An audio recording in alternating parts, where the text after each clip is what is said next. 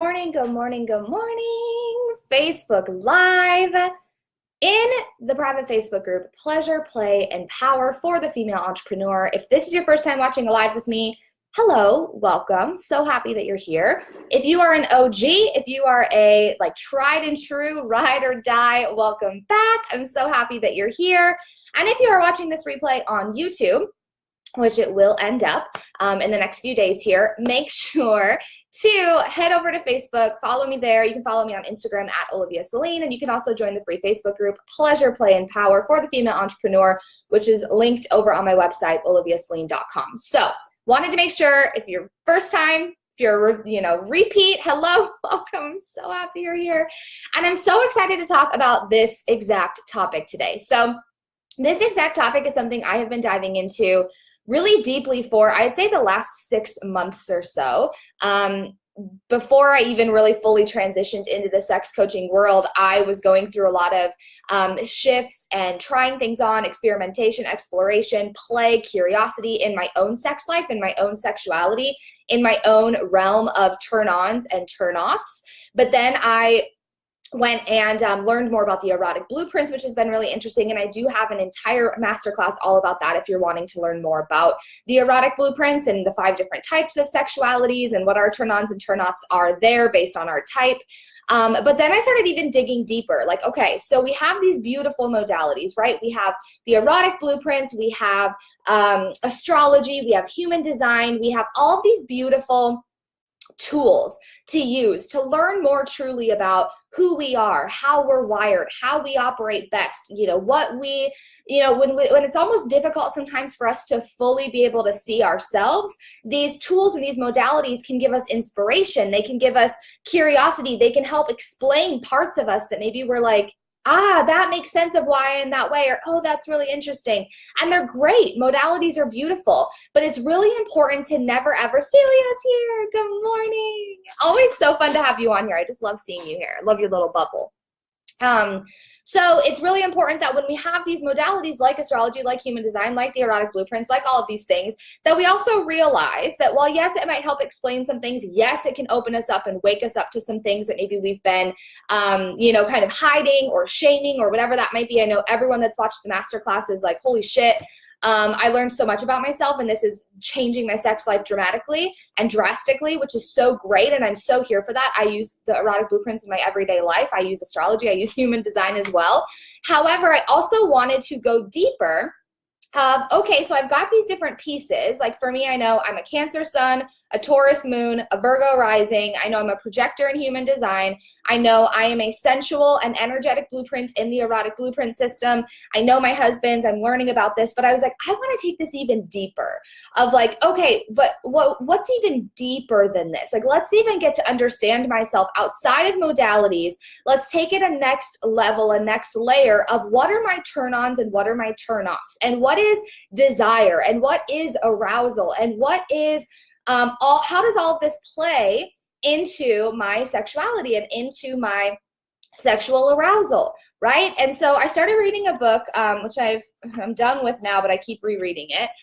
Come As You Are by Emily Nagoski, PhD. Oh my God, this book is going to change your life in every single way. It's very science-y. If you're not a science-y person, if you are looking for pussy, write that book that everyone's obsessed with. It's very it's almost like an art form. It's so informative and it's so full of wisdom, but it's very artistic and creative and sexy type talk. And this is more a little bit of that, but more science and a lot of research and a lot of deeper of just how the human body even works and how arousal even works. But I really find that stuff very interesting. So basically, the reason I wanted to let's talk about the importance of turn-ons and turn-offs today before we even get into the bedroom, because sometimes we only think about our turn-ons and turn-offs are sexual, okay? So sexy lingerie, or taking a sexy bath, or watching porn, or getting slapped on the ass, or, we think about it having to be with sexual and genitals. And those are the 2 pieces. And if it has nothing to do with that, we don't really think about our turn-ons and turn-offs in other ways. So the other day I posted in the group and I was like, okay, I want you to really think about, make a list of what turns you on and what turns you off that might not even have anything to do with being sexual. That might not actually be like, oh, that would make sense in a sexual context. It's more when my husband does the dishes and I don't have to stress about it.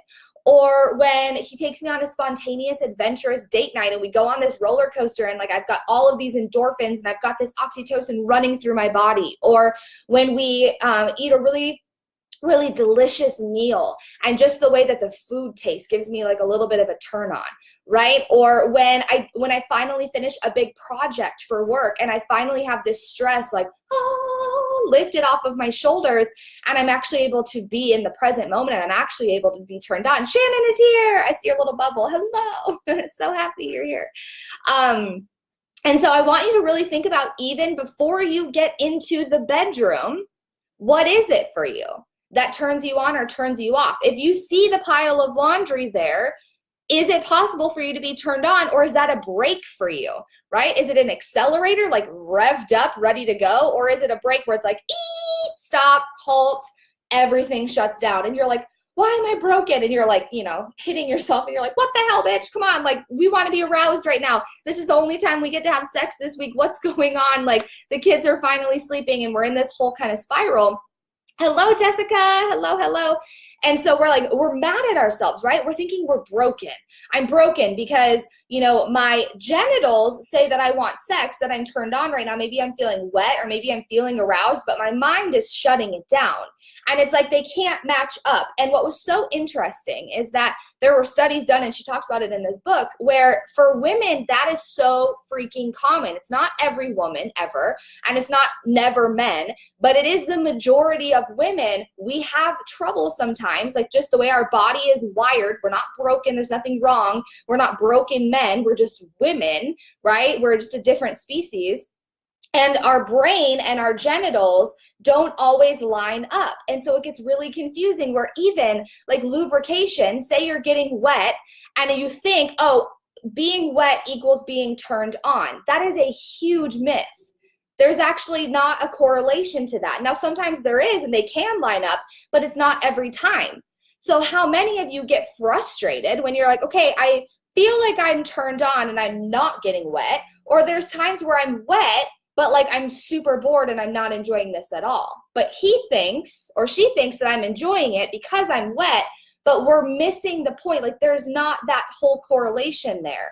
Our brain, like the arousal piece, what happens between our ears, actually is what is then going to create the desire, which is the enjoying, which is then I want this, which then can happen by lubrication, but not always. Our hormones play a huge part in our lubrication. Sometimes in certain parts of our cycle, like, I don't know about you, but when I'm ovulating, like, I'm extra wet. Like, and it doesn't even have to be that I'm turned on. I'm just more wet in general, right? So it's like these different pieces of our hormone cycles can even be, I'm wetter here and I'm drier here. And one does not equal the other. It's not a causation thing. They're actually not always related. So it's really important. That's why I believe in high quality lube. Like, I love Lube More Play because it's all natural. It's coconut oil based.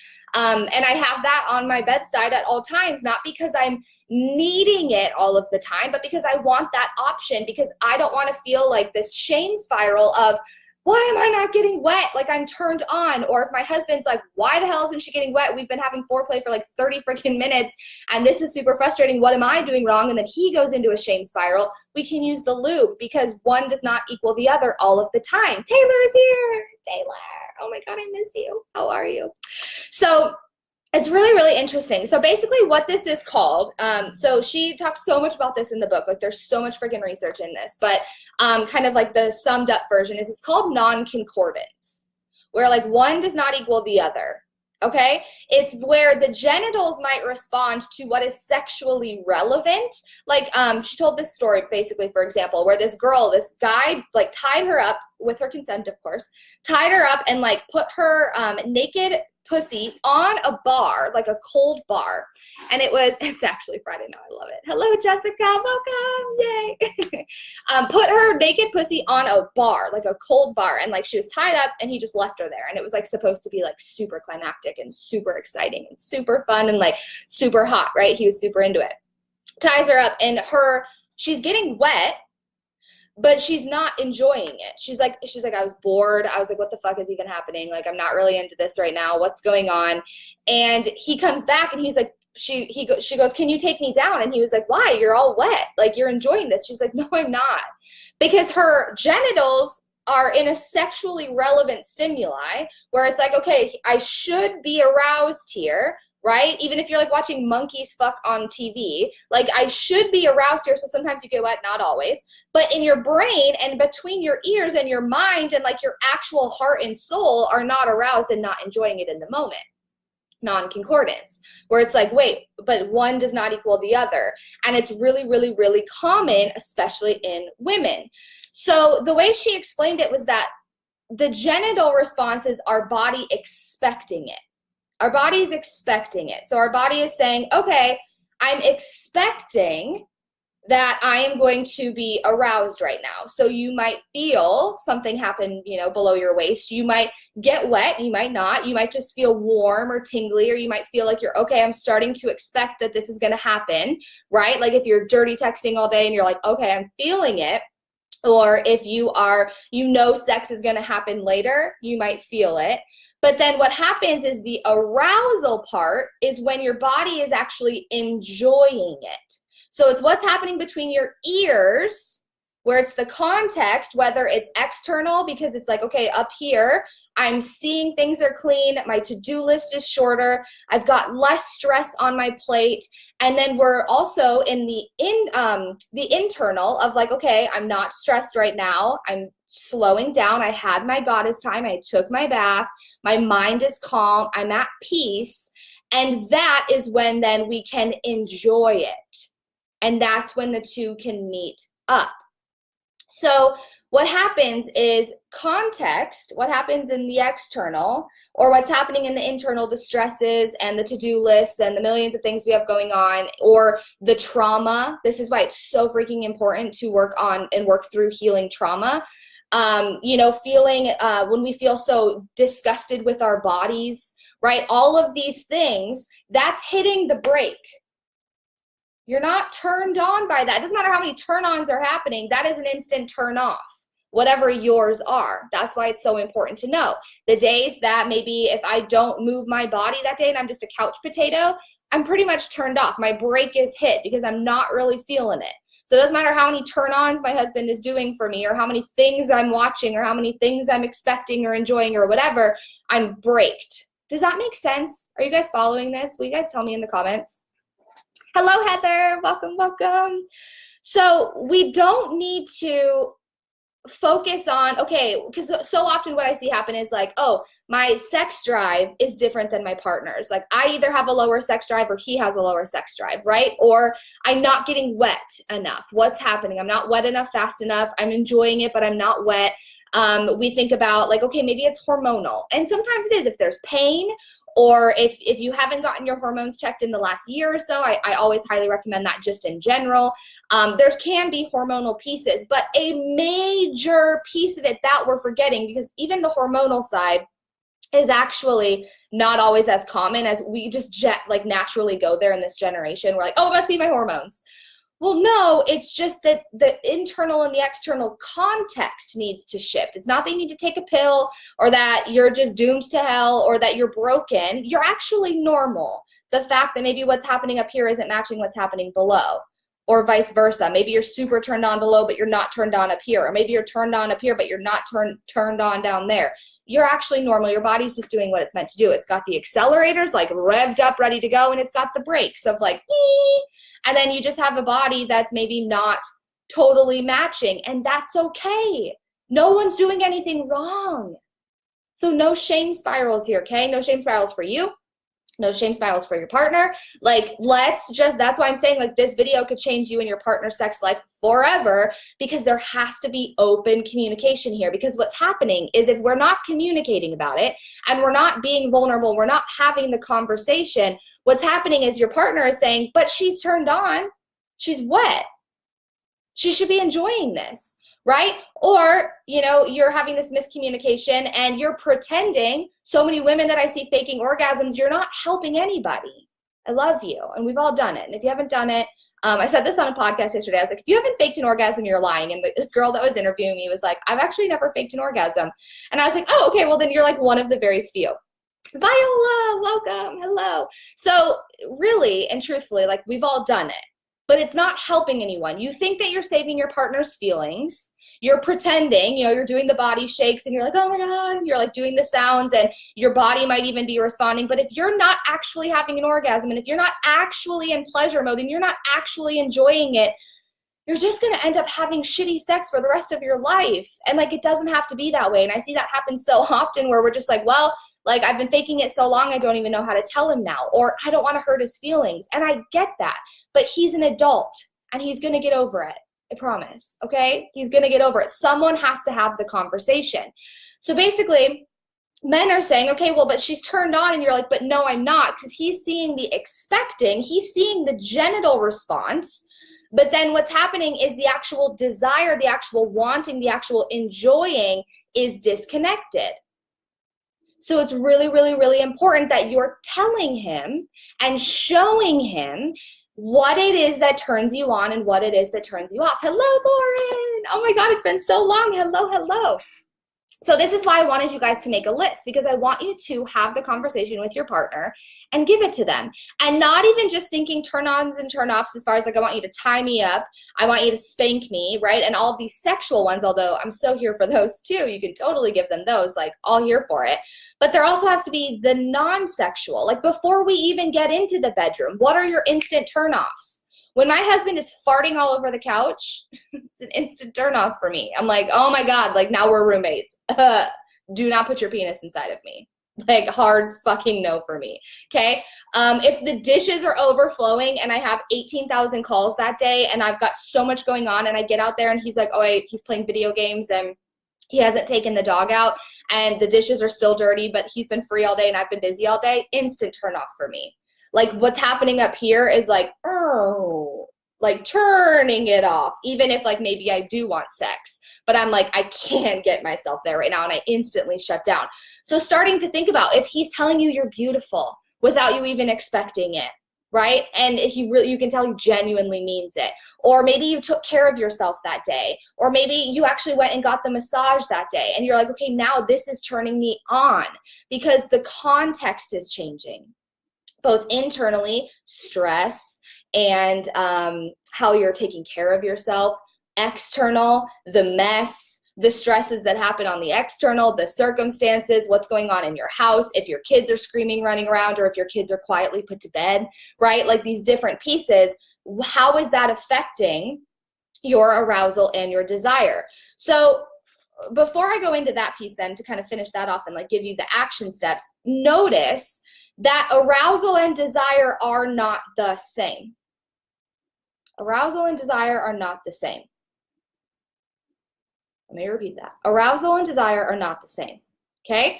So arousal happens first up here between our ears. It's what we're hearing, it's what we're seeing, it's what we're smelling, it's like happening in our senses, it's happening in our brain, it's happening in our mind.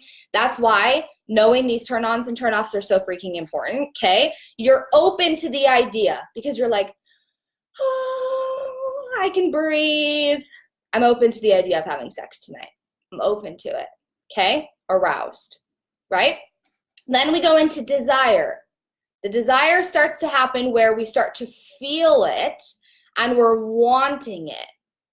I'm headed in that direction. If I've got a great context, then the desire happens where I'm like, okay, this is good. I'm aroused. This is good. This is good. I'm desiring it.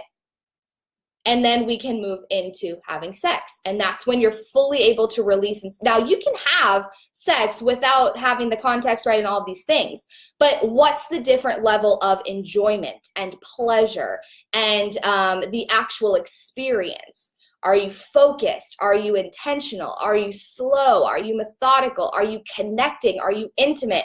Or are you like, okay, I just fucking need to get laid, or you need to get laid, so like let's just get this done because it's on my to-do list and I gotta get this shit done and it's in and it's out and we're good, and now we can like cross it off until next week when we finally have sex again, right? How many of us have done that? Quickies are fine. I'm here for like a good bang and go, okay? See you later. But like, what's the different types?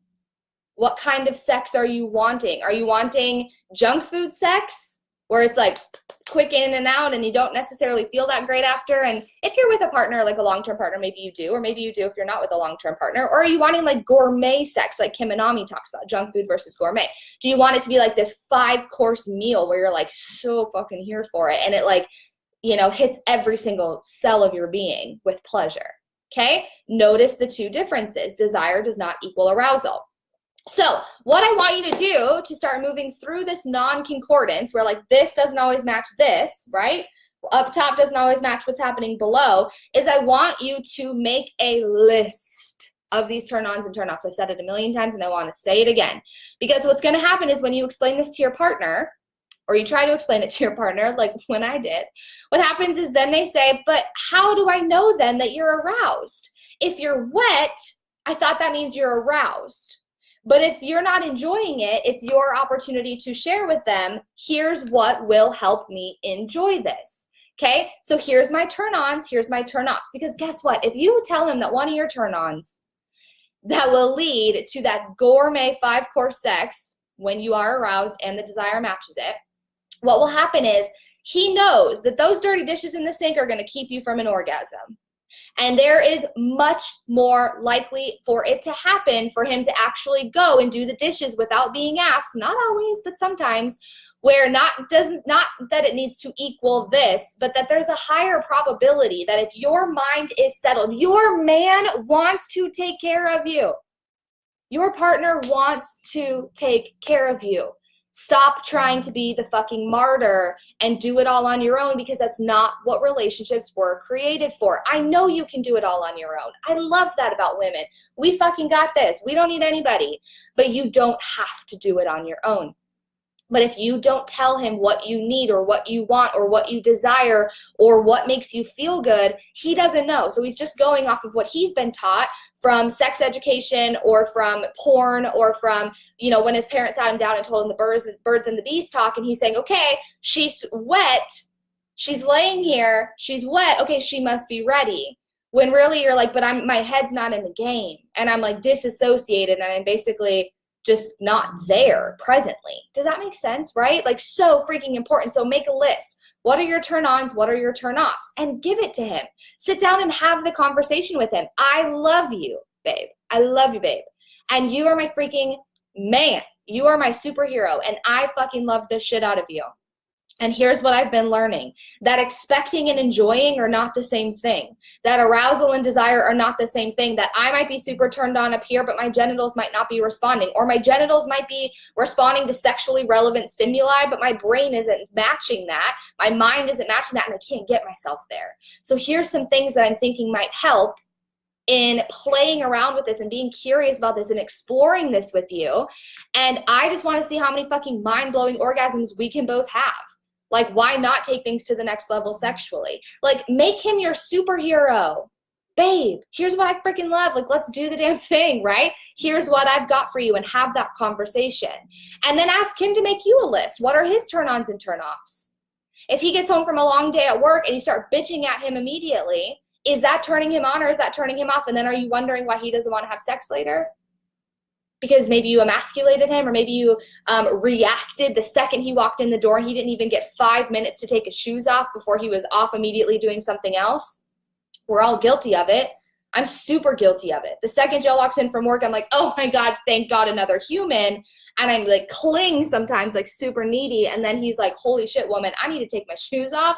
I gotta like breathe for a second, give me a beer, and like then can we have the conversation, right?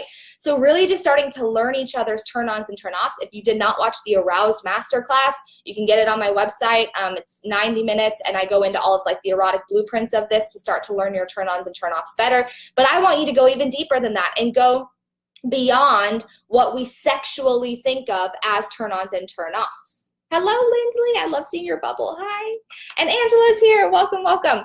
So really start to be mindful. And maybe for you, it's just like the way that he talks to you, or the way that you talk to him, or maybe it's just the energy of what's happening in the room. If you're an energetic blueprint, I guarantee that if you can sense that something's wrong and off with him, it's very hard for you to get into full receiving pleasure mode, right? So like just notice what it is for both of you. And if you don't have the conversation, I don't want you to have shitty sex for the rest of your life. It doesn't have to be that way. But you're both just going off of previous partners in relationships or porn or what you see in the media versus what do these two humans who are in this partnership and in this relationship, what turns him on, what turns you on, what turns her off, what turns her off, right? Like being so mindful of individuals and how you're wired so that this can start to match this. And even when you might not be wet, that's why the other action item I want you to have is lube on your bedside table, because you are not a broken human if your vagina is not always producing tons of lubrication for you to be able to have all of the sex and not have it hurt. Okay? I do think that sometimes there might be, if it's always that you're dry, there could be something going on, or if it's always painful, definitely please see a doctor. Or if something, you know intuitively as a woman, if something just feels off, go get tests, go get answers, check your hormones, check these things. There can definitely be other pieces at play. But there are times where you might be really fucking turned on, but you're just not wet and you're not broken for that. You're a woman and your body doesn't always like match this and all of the things. And something might just be a little bit off or whatever. I use lube and I'm a fucking sex coach. And I don't make that mean anything about like my worth and my value of being a woman. Okay. So Lindley says, I never thought of what an impact the housework not being done and stuff like that might be stopping me from being there. Holy fuck. If that's not some shit I do. Yeah, right? Like we just forget that context is everything. So we're like, oh, if only I could take a pill to get instantly wet to have all of the orgasms. Like that's still just a little sprinkle of fixing the problem, not the root. So it keeps happening. The root is the context, both externally and internally. What's going on? Because how we're wired, especially as women, everything is like interwoven. Even the way that our like reproductive system and our genitals, and it's all like wrapped up in this nice little, like we go into the vagina and it's all like packaged, but it's all like this. Like it's all interwoven. Even our clitoris like goes up and in. It's not just on the one part on the outside, right? We're just intricately wired. So we have to just be mindful that it all affects us. It's like if we have a million tabs open in our brain, how are you actually going to be able to experience pleasure? Super important, super important. So the final piece I have for you is offer to your partner suggestions for what are other ways he can tell that you're turned on, right? So if he sees you being as wet means she's enjoying it, and we're breaking that myth where it's not always one equaling the other. You can be super, super enjoying it, but not be wet. That's where lube can come in handy. Or you can be super wet and not enjoying it. Or you can be wet and you can be enjoying it. Like, I'm not saying it's always a no-go, but it's just not, one does not equal the other all of the time, okay? So let him know what are other ways he can tell. The lists are super helpful, right? Actually being able to say, like, here is what gets me hot and bothered, bro. Like, here's what revs me up, okay? He can also notice your breath. What's happening with your breath when you're enjoying it versus like you're silent or you're faking it. And so you're like, and he's like, something feels off here energetically. Like that feels like you're faking it. Okay. Like how many of us have done that? So breath, start to notice like your heart rate will be faster. You'll breathe differently when you're fully in the moment, when you're experiencing pleasure and orgasmic bliss, right? You're in that ecstasy zone. Okay. Your muscles, what's happening with your muscle spasms, right? Especially like below the waist in your legs and in your actual genitals, like muscles, like the spasms that you start to feel, or your butt even, like, or maybe you just start like your whole body starts to vibrate. Like what's happening in your body? Your body doesn't lie. Your wetness can lie, right? The amount of lubrication you have can lie, but your body doesn't lie unless you're faking it. So that's why it's so important to stop doing that. Please stop doing that. But energetically, like energy doesn't lie. So if you can start to learn each other energetically, like have him become like a witness to what's going on in your body. Like even just having like a whole, laughing my ass off, my husband called me out on that once. My fake breathing is apparently very good. Because we're like mimicking porn and such. It's not like a legit, genuine response, and they can tell. Our partners know us better than we think that they do, okay? So, but I want him to, or her, to become a witness to what's happening in your body for you enjoying it. Men, it's very easy, right? everything happens perfectly, and then there's come, and then it's like perfectly seen in like this little thing, or it's squirted everywhere if it's a mess. I don't know what your preference is, but you can see it physically of like this equaled this, cool. But women are just different. So starting to have him become a witness to your body in pleasure mode and in orgasm and in full body surrender mode, have him see that. Like even a challenge, like I know my husband, like when we started focusing on me in the bedroom more than him, he was just as turned on, if not more turned on. Like he didn't miss anything by taking care of me, and I still take care of him. Don't get me wrong.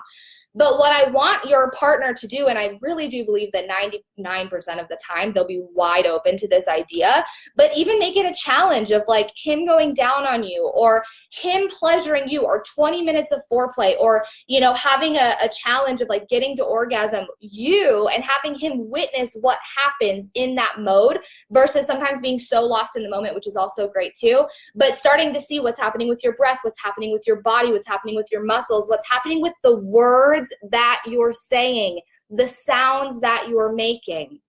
This is why I am a full proponent of being vocal in the bedroom, and not the fake like, ah, okay? I want you to like roar if you need to roar. I want you to like let it out. I want you to feel. I don't care if you have neighbors. Everyone's like, how do you do it in an apartment? I live in an apartment and my fucking wall is right up next to my neighbor's wall. I don't care. Go tell on me to the apartment. Have them come knock on my door and tell me that I need to quiet down the porn-like sounds that are happening in my bedroom. That is a release for me. That is a way for me to be fully expressed, fully seen, fully experienced in all that I am. And it's a huge turn on for my partner when it's genuine, of course. So use your words, use your voice, use like clear your throat chakra, people, like get it out. Stop stifling and silencing yourself, because it's not helping anybody. And it's crazy to see what gets even hotter when you start not caring what your body's doing, what your body's looking like, what your voice is sounding like, the words you're saying, like I don't like the word naughty or dirty talk, but like the explicit talk, right? There's nothing wrong with it. So really just starting to play with what's possible and having him know that it's more than just the wetness, because the wetness doesn't always equal the arousal and the turn on and the enjoyment of it, but use your words, tell him, explain to him, share with him, talk to him, you know, scream if you feel called to scream, what's happening with your breath, what's happening with your body, and have him start to be a witness to other ways that you are enjoying it, not just that it's sexually relevant. So you might be getting a little wet, a little ready to go down below, but that you're actually in full body, full surrender enjoyment of the moment, right? Lindley says, I've always taken so much more care of him because my last boyfriend was such a huge taker that I have had a lot of fear surrounding me being taken care of more than him. It took me several times of having sex with my husband before I could finally let go and not cry afterward. I love that. It's like you used sex as a healing container for you, right? And it is, you guys, sex is such a beautiful healing process. And that's why it's so important if there are these triggers or these traumas that come back through a sexual experience, that you work on healing them, even if it's through sex or if it's in therapy or with a coach or whatever it might be for you. But moving through these things, because if the trauma and the triggers are still happening up here, you might be sexually relevantly turned on down below, but you won't be able to fully get there because you're disconnected, right? And the context of what's happening is going to affect your ability to receive full pleasure. It just is. It's not something you can bypass or avoid. So, Lindley, I see you and I feel you and I hear you, and I'm so sorry that happened to you, but I am so in awe of your strength and your willingness to open up and allow yourself to be surrendered and allow yourself to be expressed and allow yourself to be held in that. And the crying can be beautiful. Crying isn't bad, you guys. There are plenty of times, especially if I'm in like full orgasm mode and it's like my whole body releases, I do cry sometimes. And it's not bad. My husband's always like, oh my God, are you okay? And I'm like, let me be in this. Like, this feels really fucking good. It's like the depths of me that I don't even know what was stored under there is coming out. It's a release. It's a healing container, right? So allow yourself. And even if your husband just holds you after that, or like I'll have my husband kind of squeeze my arms and like tell me that I'm safe, tell me that I'm okay. Hi, Mels, hello. And is it Maki or Makey? I want to make sure I'm saying that right. I've never asked that. I apologize. I want to make sure I'm saying your name correctly. But welcome. I'm so happy you're here. So Lindley says this conversation is really helping me today. I'm so happy. I'm so happy. So really start to just be aware of this. You're not crazy. You're not broken. You're actually normal. And it's okay. We just have to figure out, like, what are your pieces? What are your pieces? What are your turn-ons? What are your turn-offs? What's blocking you from getting there? Really just become a witness to your own sexual experience so that we can dive in deeper, that we can start to do the healing work, that we can start to work and move through it, right? So again, arousal does not equal desire. They are different. If you don't know what I'm talking about, go back and watch.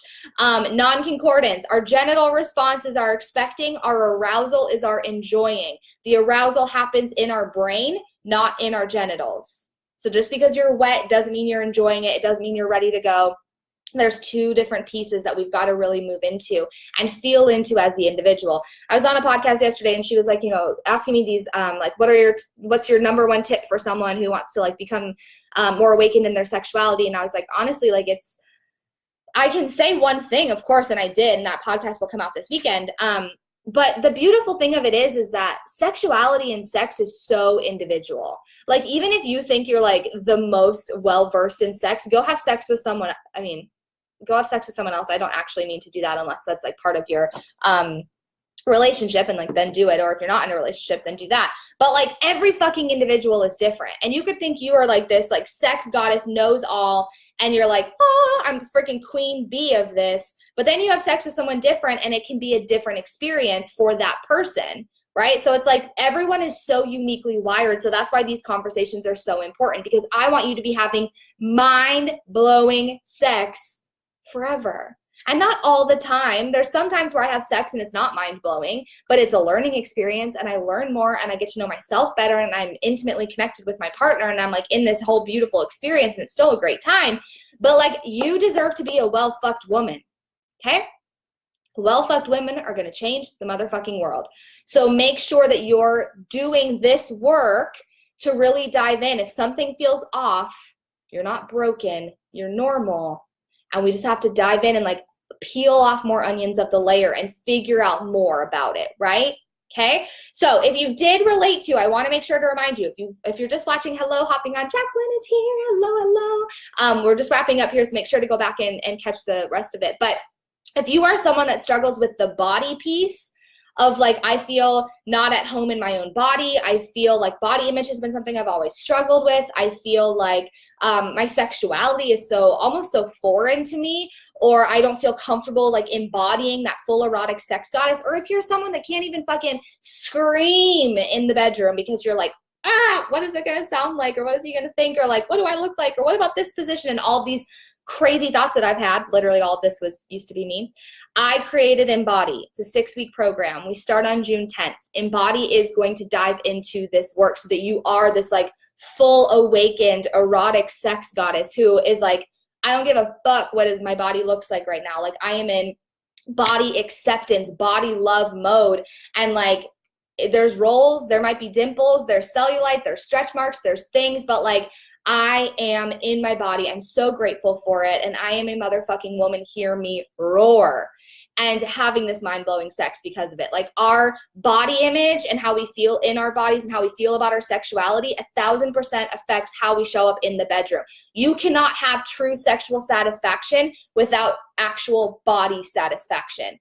Another disconnect, another myth that's like, oh, but once I look like that, then I'll have the great sex. No, you cannot have true sexual satisfaction until you have body satisfaction, right? And so I created Embody to walk you through this process so that you can be liberated on the other side. You can have freedom in your own body. You can truly love your own body. You can love yourself. You can love your sexuality. You can love the erotically badass sex goddess within you. And we're going to dive into that work together. So we start June 10th. So message me if you want to join us. Let's see. Lindley said, Claire is here. Claire, I miss you so much. Madden says, oh my God, I'll be back. I don't think I should be watching this while I'm at work. Oh, yeah, very good point. I love you so much. So happy to see you here. Lindley says, last weekend when my husband came home from work and we had sex literally for the first time in weeks, loved hearing that. I was actually in my zone with it, and afterward we went to sleep. I fell asleep next to him for the first time in months, and I slept for 11 hours straight. no waking up or restlessness or even my trauma nightmares. He jokingly commented that the sex wore me out. And I said, no, babe, it brought me back to feeling safe and connected to you. And it relaxed my entire body. I want to cry. Holy shit. That is what it's all about. Yes, it's like I'm not worn out. I just feel surrendered and relaxed enough. I feel safe. As women, if we don't feel safe, especially in a sexual experience, we cannot surrender. You cannot. That's why like everyone is like, how do I have this orgasm? I'm like, well, first of all, do you feel safe? First of all, like, do you feel held? Do you feel seen? Do you have things that are underlying that are like blocking you from this safety? Because if you don't feel safe, you can't have an orgasm no matter how many strategies I teach you, right? Like there's so much energetic to it that, but we forget about that because we just want to like go and do the strategies. The same thing in business. I just want to make $1 million. What do I do? Okay, but like, who are you being? What's going on inside? What are the thoughts that are creating? Like, it's so freaking important. So thank you for sharing that. Oh my God, I'm so happy for you. If you're just getting on, go back and watch the replay. I'm literally so glad I clicked on this notification. Yay! That makes me so happy. Good. Oh my God, I love this. Well, I love you guys. I have to go. I have a client call at 10. But thank you for being here with me this morning. Thank you for bearing with me as I'm sharing like super nerdy, sciencey, geeking out stuff about this, but also like getting really excited just about making it my own, of course. As always, I learn things, I experiment with them, and then I teach them and I share them and I share it in my own way. So thank you for being here. Thank you for always being so amazing and for choosing to spend this time with me when I come here live. I love you guys. I'm rooting for you. Sending you all the love today. Happy freaking Friday.